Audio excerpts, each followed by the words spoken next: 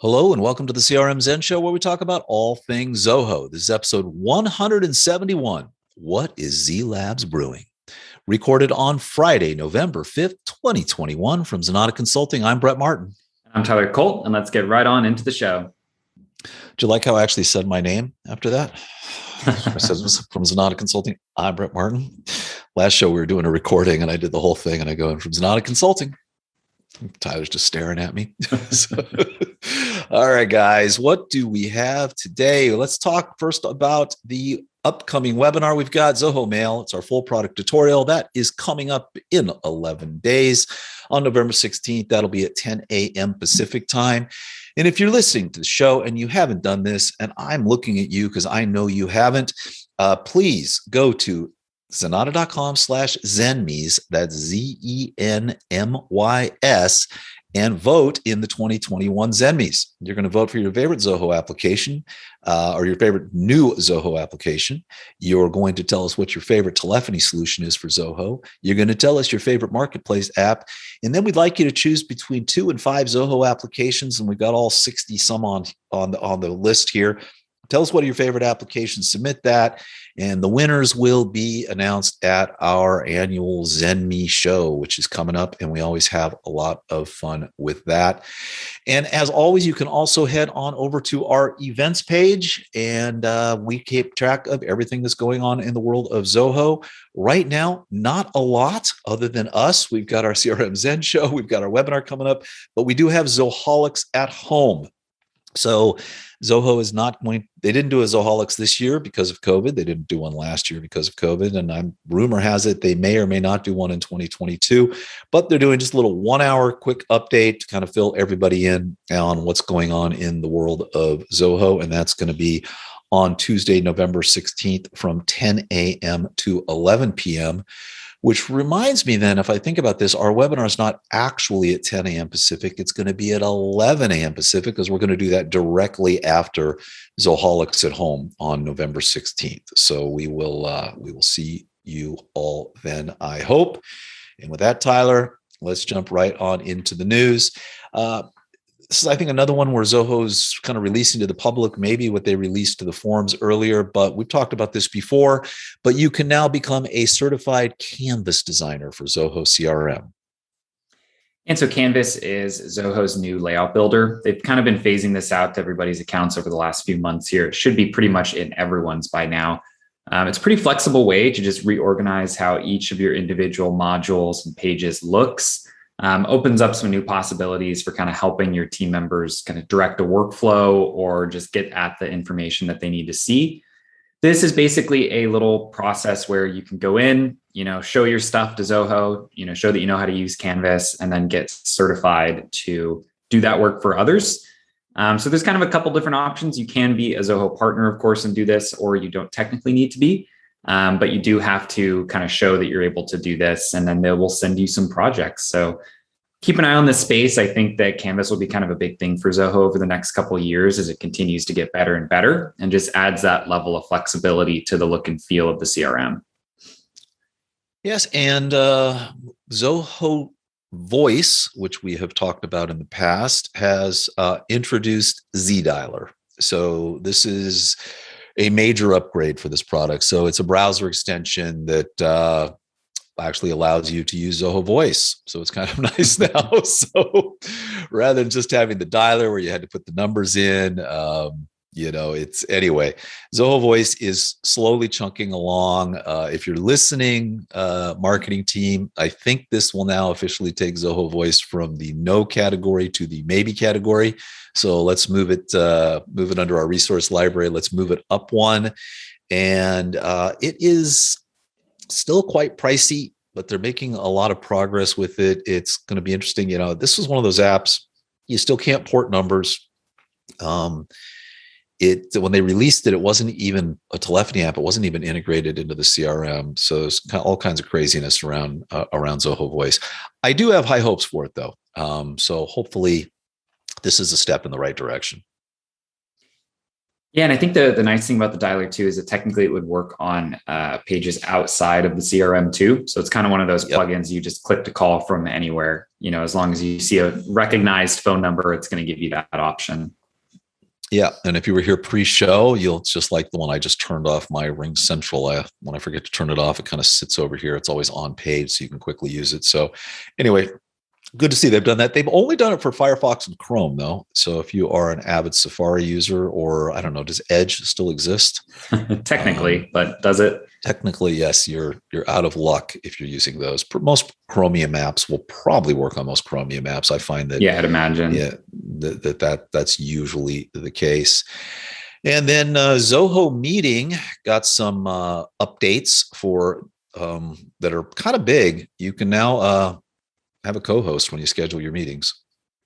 So that's one of those things. Every now and then one of these features comes out that you really would have thought it was already there. Right. But now it is. So good news. I think I'm almost to the point. I looked at the recording quality of, we did a webinar with Zoho a few months ago a few weeks ago, and it was done in Showtime, which uses the exact same recording engine as Zoho Meeting. And it was good. It was good. And the quality was good. And there was no dropouts. Man, if Zoho Meeting had a Calendly integration, I don't know. We might be able to leave Zoom. I mean, but then again, it's little features like this that you just kind of thought were there. So we're going to have to do another deeper dive into Zoho Meeting and make sure it's all there. But it seems to be getting close. I know Sridhar, the CEO, had promised that it was going to be up to snuff by the end of this year. So I know they are working on that, quite a lot. So we'll see where that goes. All right. And then moving on with the news, Zoho Expense Autoscan is now available for all users. And basically that means that if you are a free user of Zoho Expense, you actually can now scan your receipts directly into the Expense app. Otherwise, this was only available for paid users. That's why they're saying it's available for all users. This is a good application. So kind of nice on the free side. Yeah, and it looks like as well, standard plan users, which are only in India, can also do the receipt scans. I mean, I'd imagine this is kind of an A1 thing for a lot of expense management. It's going to speed things up a lot for your team just to be able to take a picture of a receipt rather than entering in all the individual nitty-gritty details of it. Yeah, I mean, if you are a small little company without a lot of transactions, you now can get Zoho Books for free.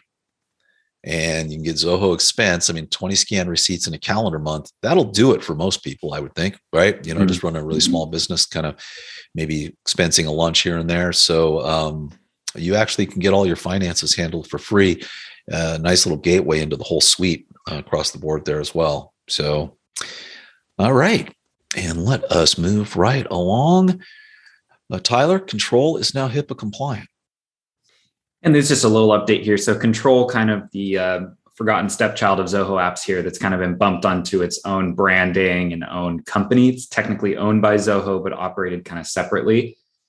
This is a tool that you would kind of use to map workflows between different systems and create, approval processes and kind of check-ins in the flow of data between, let's say your ERP and CRM. Definitely nice that it's HIPAA compliant if you are interacting with any of that data. But again, even when this one was called Orchestly, I don't know if it's one that we've ever really touched or found a big use case for quite yet. We haven't really. I should point out this is for the Android app, so kind of a small little update there. But yeah, we never have done anything with it. I'm sure maybe 2022 will be the year for us to do something there. And then also a small little Android app update, this time for Zoho Desk. These things crack me up. Now, when you tap the attachment section, it will scroll down to the attachment section of the thread. So I don't know if that's an update or a bug fix, but either way, that's glad that got put in. And that is going to, then we'll do our October roundup here. So we'll start with Zoho Mail. I think we covered a lot of these. They've got the way emails are sorted and those kind of things. Ones I don't know if we did that jumped out at me here was you can now set a catch-all for a group. So it used to be you could only set a catch-all for a particular individual. That is the case also in Google. You can only set a catch-all for an individual. So that's kind of nice. You can set a catch-all for a group, and away it goes. Anything else that jumped out? It was only little 3 quick updates here, but yeah, nothing too major on this one. Nope. And then in the Zoho Desk Roundup for their Community Digest, we really did cover all of these. I know we were talking earlier, webhook URL failure handling. So I guess that was one that was desperately needed. Not really much else here that we didn't already cover. Just a little cleanup stuff, right? Avoid duplicate tickets created for email replies. And some of these are kind of discussions around best practices. So it's why it's always worth checking out these digests when they put them out, because it's some updates and then it's some, highlighted threads where Zoho provided some useful information that might not exist anywhere in the documentation. So these are good to keep an eye on if you are a heavy user of any of these applications. And moving along with the roundups, we've got the Backstage roundup, and we actually did kind of cover all of these. There's nothing here. You've got the attendees portal. You can view their profiles. We talked, this was quite a while ago. They're saying this was an October event. Maybe it seems longer. You can now have types of events, venue and online, venue only, or online venues. Other than that, just kind of a bunch of small little updates to Zoho Backstage. If you're interested in this, you can, when you get our newsletter, just click on it and take a look. And then the last one actually doesn't really belong in our roundup. This is a whole update to Zoho Writer and their different types of templates. So if you're not using Zoho Writer, you have a merge template where basically you're merging data in from other sources. You have sign templates, and you've got fillable templates. And now they are letting you basically choose the type of template you want. And the nice thing about it is it's only going to give you the options in your control panel that apply to that type of template. So that's a really nice update there. And then they also have you can now repurpose your PDF documents. You can scan them, and they've teamed up with Z Labs here, Tyler. You see that? Ooh. I believe we're going to have to send a cease and desist letter, because we have a Z Labs internally here. We have to talk about that. Anyway, what they've done is basically they're using AI and Writer. So you scan it, and it's automatically going to detect and add all editable and mergeable fields. Really curious to see how good that is and how it locks it out. But man, if it's able to do that and accurately, and if you're watching us on YouTube, it's doing things like check boxes. And that's just always such a pain when you're dropping in those kind of merge fields. So if it can really scan and drop in all these fields, man. It's a big time saver, and it looks like this would be like if you had a PDF that wasn't flat, right? It had fillable fields on it. So if you go and you Google search a W9 template, right, or W2 template, those ones that you're going to download are fillable, where you kind of hover and you get the little field. And so what it's doing is it's looking at where those fields are and basically converting them into like Writer merge fields. So definitely pretty slick. I mean, save some time, right? And sometimes getting all those boxes perfectly lined up can be a real pain. So anything to just reduce the human labor, right? Getting your PDFs all digitized. Yeah. Especially on, especially like government documents. Yeah. The government documents can be a real pain. So if you get a fillable version now, it's going to be a lot easier. Very good. And you can now actually convert, if you've worked on something, you can convert a regular Writer document into a template. All kinds of nice stuff here around templates and the different type of templates. I really like the controls, because before, depending on the type of document you were working on, all of the controls would show up on the side, whether or not they were applicable to what you were working on or not. So it's a pretty nice, clean upgrade there. And with that, Tyler, it takes us to our implementation of the week. I am excited about this one.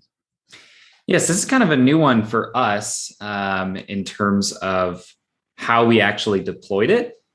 So there's a problem that we've solved for a lot of people over time, but this is just, a different methodology that we can now use to deploy this a little bit quicker. So basically what we did is built out a plugin through Zoho's developer suite for the CRM that basically can standardize formats on all your various phone numbers. So the way that this is configured is that it runs on all of the default phone fields. So like if you pull up a lead or contact, they've got things like, phone, home phone, mobile, right? All these different fields. And a common challenge is that if you want to fix this with kind of on the fly workflows and Deluge, you just have to mimic a lot of work, right? On all these different various values. And the reason this has a use case is that phone number formatting can be kind of a thorny thing for a lot of people in the CRM. If you've got like a contact us form or you've got different employees entering data, it's likely that you're going to end up with different formats. Some people are including the country code. Some people are including the brackets and dashes, whereas other people might not. At the end of the day, like Zoho CRM is pretty flexible in terms of what you can put in those fields. But oftentimes what you'll find is that, you'll install a voice over IP tool and now all of a sudden country code is required, right? It won't work. It won't dial properly unless you have that +1. So basically what the team did is built out a plugin that you can install, currently private. Maybe it'll show up on the marketplace here one of these days as a public extension. And as you're installing it, you can actually specify to the tool, how you want these phone numbers to end up looking. A couple different options there. Do you want brackets around area code? All those different little nitty gritty things. And then basically once you install that, it just goes ahead and deploys a whole slew of different workflows that point to a kind of standardized function that just normalizes any of those phone numbers basically on any creation or edit of those records if you are touching a phone number field. So pretty slick, pretty robust. It's all built using regex expressions, which are, I guess that's like saying RIP in peace, the X is for expression, but it's all done using regex basically to just have a really robust way of standardizing the numbers across the entire system. So kudos to the team. This is kind of a new one for us, just figuring out exactly all the nitty gritty to deploying a plugin. And I think this one came out pretty sweet. Yeah, and I was kind of back channeling here. It's not quite ready to be released as a marketplace app yet. We need to make it a little more, clean it up a little bit so that it'll be a little easier to configure. But, I'd like to see that. It'd be kind of fun. Get this out here. This is something a lot of people ask for. And I know we've tackled this like 9 different ways. And I think finally figured it out internally, the best way to do this. So again, kudos, good stuff. All right. And that takes us to our read of the week.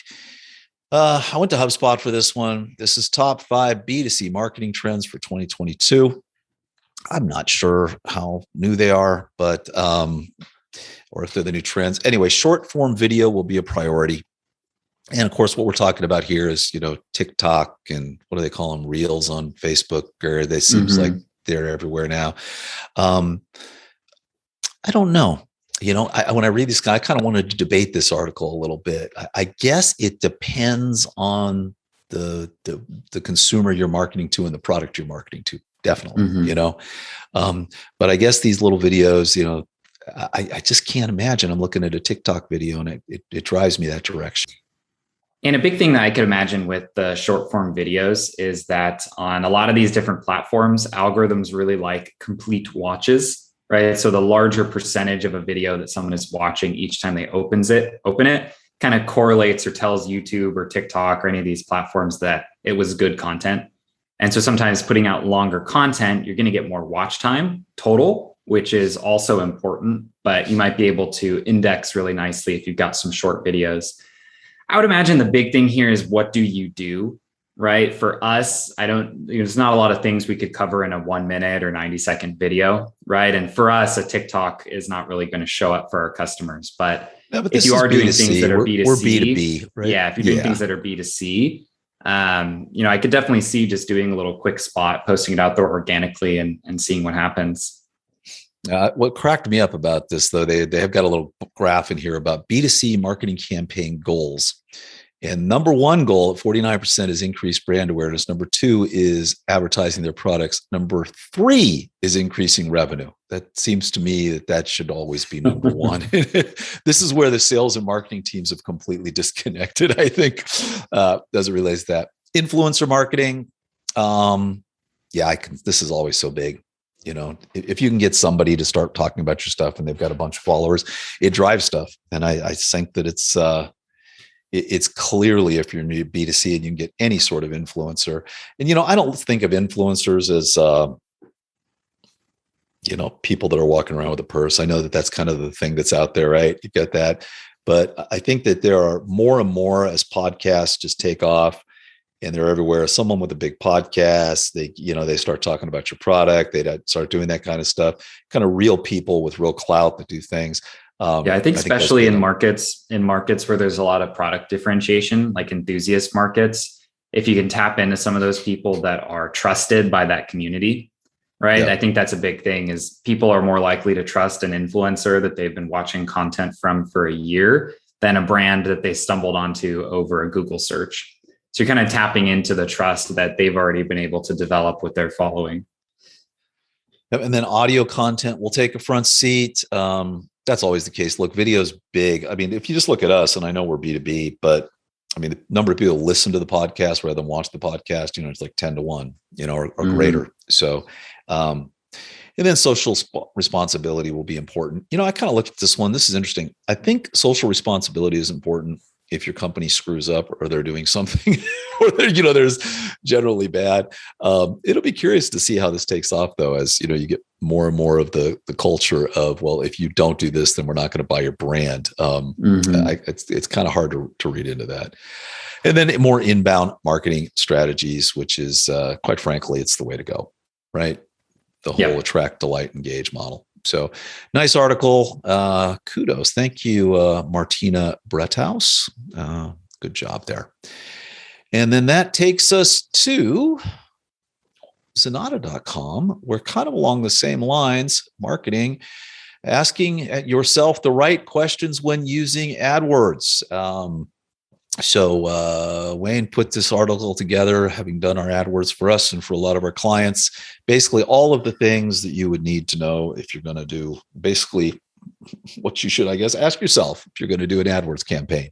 Keyword research, setting your budget, creating clickbait ads, fine-tuning your call to action pages. These are the fundamentals, and this is a good read. And this article, if you're watching this on YouTube, this article will have some nice images in it that'll kind of step you through this as well. We're having a little bit of trouble with our back end site right now, so we're having trouble getting that stuff in there. But great article, and take a look at that. Yeah, and I think the big thing that you want to make sure you're tracking if you do roll out any type of paid or pay-per-click advertising is how are you going to track what is generating an ROI? Because you can run a lot of different Google ads and you might find that a certain one is getting you a lot of clicks, but those people aren't converting into, closed won deals and new clients. And so you can kind of readjust. I think the trackability becomes a big part of this. And this article kind of covers that. And then we will move along to our pick of the week, which is our picks of the week. So I wanted to so I was kind of scrolling through. I always go through the marketplace, look for something new, what's going on. And there was this new Smooth Messenger. Well, basically, we've talked about this. It used to be called SMS for Twilio SMS. This is Jeremy Nagel, and the company was called Deluge on a Luge. And we've talked about this before. It's funny. I think I was talking with someone and I could not find his app. Well, he's renamed it. So it is now Smooth Messenger, SMS, MMS, and WhatsApp for Zoho CRM powered by Twilio. And we were talking about this off the show. Far and away, the best SMS message, I think, as far as integration with Zoho goes. Wouldn't you say? Oh, yeah, absolutely. I mean, there's not really much of a comparison, especially when it comes to like the user interface that you're working on within a particular like lead or contact. It kind of gives you a very natural and familiar view to sending out SMS. A lot of other SMS plugins for Zoho, though they do work, they kind of function using like a custom module that feels very different to sending a text. So the huge advantage here is it basically creates you like an iMessage style window on a lead or on a contact that you can just use to organically message back and forth. It also does bulk campaigning, right? We can kind of pull in a particular filtered view and send them out that way. Of course, Twilio has a robust set of tools if you want to automate this type of thing. On our side, it really just is far and away the one that we recommend the most, unless there's, you're already using a different platform for all your phone numbers and you kind of want to keep things centralized. But other than a few use cases, this is almost always the best way to go when it comes to SMS. Yeah. And it's just kind of a natural, you actually can chat with somebody real time. Mm-hmm. You can text them back for real time from within the CRM. Most of them, you have to have another little window open, or it's going to write back 5 minutes later, or it's going to give you a notification. This is just a great application as well. And along that lines, while I was looking at that, since he renamed his company Smooth Messenger, I kind of clicked into it. And it turns out that Jeremy has another application, which has been around for a while, called Notes Filter. And we were playing around with this as well. And this is slick. And one thing when you do a search in Zoho, you're kind of searching across everything. And this actually allows you to go ahead and search in all of your notes. So you're searching the text in the notes, you're searching the title in the notes, you're doing all of that. You really don't have that ability just to hone down your search. And this does a super nice job of that. We have one client that had 480 notes, and we were playing around with it and just kind of went in there and did a search for a specific thing, and it brought up those 3 notes where we were, you were covering that exact thing. So if you're watching us on YouTube, you can kind of see that it's got the notes filter, and you basically can go ahead and search your notes. So pretty cool little plugin. He charges $50 a year for it, or $5 a month. If you've got a lot of notes, probably worth testing out. I would definitely give Notes Filter a look. Jeremy does some good stuff over there, so worth supporting that guy. And that brings us to our tips of the week. We're on a roll here, Tyler. Triple feature this week. A triple feature. All of them related to CRM. So we've got one on Zoho CRM Workflows tutorial. That is 9 minutes long. And then Zoho CRM formatting your module fields, 4 minutes long. And then how to change default field names, which is basically using that translation. We talked about that a while ago. I knew we had a video on it, and now we've got it up here. So if you've got any default system names in the CRM that you want to change the name of, this is how you do it. So an example of that would be a common one we get is that the default address fields for an account are called, I believe, billing and shipping, but the default address fields for a contact are called mailing and other. Right. So and I might have those mixed up, but there's some combination of those 4. And for a lot of people, they go, well, why aren't those the same? Right. All that data is coming from the lead. It all means the same thing to me. And this little trick here using translations would let you rename that. Or maybe you want to rename phone to primary phone, right? Because you're going to have a couple of different phone numbers. This is just a quick and easy way to change any of those defaults. Yeah, great stuff. Actually, this video is kind of yanked out of of a webinar that we did. But it was just tagged as translations. And Kevin Flynn, who's a CRM MVP over in the Zoho communities, he got called out in a newsletter doing a post on how to do this. And I'm like, man, I know we got a video on that. So we're going to do more of this, kind of pull out these little snippets that are of value and put them in here, because no one would search for translations if they were looking for that, right? So this kind of makes it a little easier to find the things you are looking for, hopefully. All right, Tyler, that brings us to our Q&A. If anybody in the chat room has a question, please drop it in the Q&A box. And while you're doing that, we'll take our first question from YouTube this week. So this was on CRM workflow tutorials.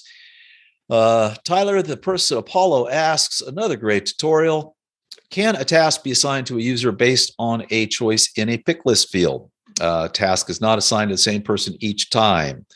Seems like a custom function thing to me, Tyler. Yep, this can definitely be done just with a custom function rather than with the standard kind of task creation, predefined action in your workflow. So with a function, you could basically get the data from that user pick list and then grab that ID and just assign it as the owner for the task that you're creating. Yep. So you'd create a workflow, and basically the workflow is going to fire off this custom function, read the record, get the person from the pick list, create the task, and set it. Right. Yep. So you do have to know some Deluge to do that. It's not a very difficult function to write, though, huh? No, not too bad at all. All righty. And then we had another YouTube question. This is from Robert. This goes back to our webinar on Shopify and Zoho. I think on there we were talking a little bit about, I think Tavin and I did this one, didn't we? I think so. Did you? I think you did. Yeah, you guys did this one. Yeah. The two-way sync is just kind of a no-go. And, we kind of talk about, well, you basically have to build all your inventory and everything in basically up in Shopify. Then you can push it down to Zoho inventory. And he's kind of coming up with some workarounds for some various things here, that were basically Shopify pushes it down to inventory. Doesn't matter what the price is in inventory. The Shopify price is going to overwrite that price. But at the end of the day, he's asking, does anyone know if there's a two-way sync for Zoho products? And I believe the answer is still no. Yeah. Oh, I wish, Robert. What do you think the issue with this is? It's specifically the way that Zoho sets up what they call like sales channels inside of inventory. And the way that they have the Shopify sales channel set up is that something can only be a part of that channel if it comes in from Shopify. So like if you were writing this integration custom, which I have actually done before, for someone that the standard one just was not going to work for, you'd imagine that it's going to, when an order comes through on Shopify, it should look at the SKUs from each of those products, right? Because that's generally always going to be your unique identifier for a product. And it should just look at those SKUs or look for those SKUs within inventory, line everything up, and then go from there. It doesn't seem to work like that. It seems like when you create something in Shopify and it comes over with that sales channel, future orders for that product in Shopify are really only able to find the right product if it was originally created in Shopify. And it can be a big challenge for people because they might have inventory on for a year or two, right? And then move their, e-commerce over to Shopify, and you're kind of stuck at that point. You in essence have to either build your own custom integration or phase out all of your old items, update their SKU to dash inactive, at the end, and start to inactivate all of those and recreate them in Shopify and sync them over.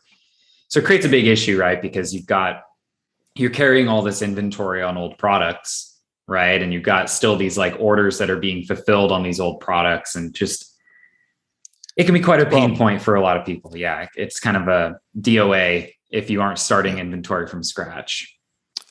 And, more and more as Zoho grows, you've got so many people and they are using Shopify for their e-commerce solution. Because if you've got a real online presence where you're selling stuff, Zoho Commerce is fine, but it really can't stack up. I mean, all Shopify does is this. They do it exceptionally well. Mm-hmm. And this integration issue is just one that, seems to come up on a weekly basis, if not more. And it's a shame too, because other than that, the integration's rock solid. Every order comes out with no problem at all over an inventory, as long as you abide and you've created all of your items inside of Shopify first. If they could just sort out that last little thing, it'd be golden. Because the challenge is you've also got other sales channels. You might want to plug in Shopify and Amazon into the same inventory account. But because each of those have to be unique to their channel, you've now got a dash Amazon and a dash Shopify SKU, and you're tracking inventory independently, and it's just kind of a non-starter. No good. All right. And then the last question wasn't really from YouTube. This was an email that I got in. Rena says, love your videos. We're implementing CRM Plus, and I have 2 issues related to desk tickets. I've tried to confirm the way I reply and reply all work, but I've been unsuccessful. Same applies to using CC, including locating the notification email template when someone is CC'd. Do you have any videos that address these issues? We don't, but it's basically just an email.